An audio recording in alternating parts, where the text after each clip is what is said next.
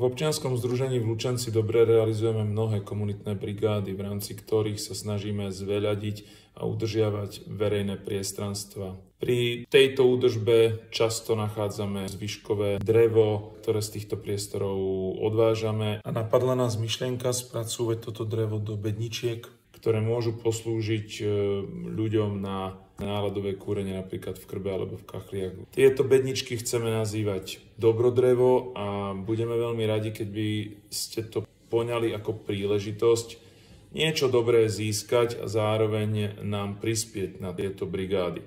Do brigád zapájame ľudí, ktorí potrebujú si zlepšiť svoju situáciu, nabrať pracovné skúsenosti a získať možno nejakú referenciu, zapojiť sa do spoločnosti, aby tak mali umožnené dlhodobejšie a nejaké systémové zamestnanie. Samozrejme, že tieto brigády nás stoja peniaze a boli by sme veľmi vďační, keby ste sa rozhodli nás podporiť a za každý príspevok 10 eur vám veľmi radi podarujeme bedničku dobrodreva.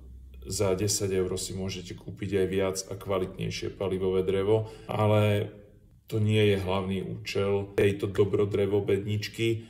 Jej hlavný účel je, že nám tým prispejete na dobré veci a na dobré projekty a umožníte nám v nich pokračovať. Ďakujem.